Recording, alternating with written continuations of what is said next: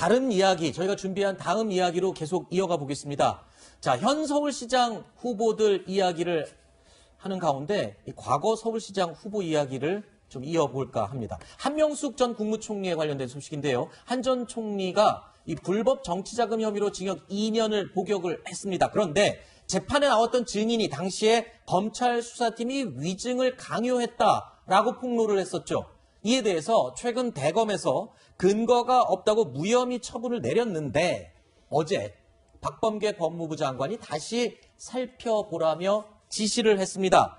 그러니까 역대 4번째 수사 지휘권 발동인데 이미 결정이 끝난, 결론이 난 사건에 대해서 검찰총장의 수사 지휘권 발동은 헌정사상 처음 있는 일이라면서요? 그렇습니다. 처음 있는 일이고 일단 박범계 장관은 대검에서 최선을 다해서 이 부분에 대해서 수사를 하지 않은 그런 비판이 제기되고 있다. 공정성의 네. 비판이 제기되고 있고 또 임은정 감찰 담당관이라든지 감찰부장 등등이 참석하지 않았기 때문에 그 의견을 더 들어서 해라라고 이제 수사 지휘를 종결된 사건에 대해서 한 것이죠. 뭐 처음 있는 일입니다. 그래서 네.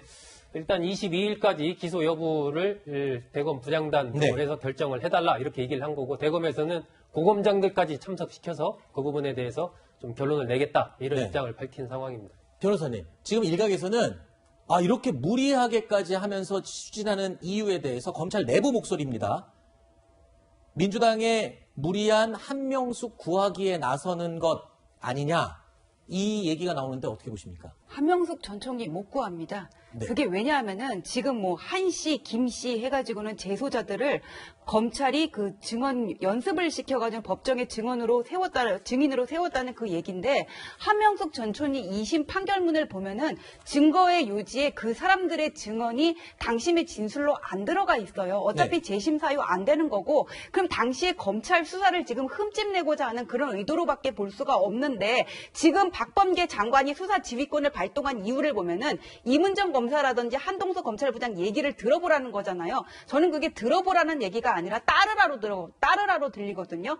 지금 친여 성향의 어떤 검사들로 구성돼 있다 그런 얘기가 나오는 대검 부장 회의를 왜 여기 집어넣어야 되는 거면서 그리고 한동석 그 검찰 3과장이 불기소 결정을 내리기 전에 분명히 임은정 검사의 의견을 들었으니까 이 사람이 혼자서 기소 의견이라는 걸 알았을 거 아닙니까? 왜 이 사람을 불러다가 이 사람 말대로 해야 되는지 그 자체 이유도 모르겠고 그 다음에 지금 뭐 이거 관련해가지고는 뭐 사건 그 변호를 하고 있다는 패널이라든지 장기 취재로 한 매체 보도를 보면은 이유가 뭐냐면은 김모 증인이라는 사람의 진술이 검찰 조사 이후 확 달라졌다는 거, 그 다음에 그 당시 검찰이 그 조사 과정을 영상 녹화했다는 건데 김모 씨라는 사람은 자기가 그 검찰에서 회유 압박을 당했다는 걸 인정을 안 하고 있고 또 당시에 수사 검사가 침팬치가 아니라면 자기가 이렇게 회유하고 연습시키는 것 자체를 영상 녹화하지는 않았을 거 아닙니까? 저는 이게 알겠습니다. 일종의 여론 호도라고 생각합니다.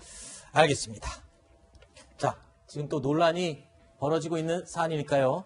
다음 기회에 또 계속 이 내용 지켜보도록 하겠습니다.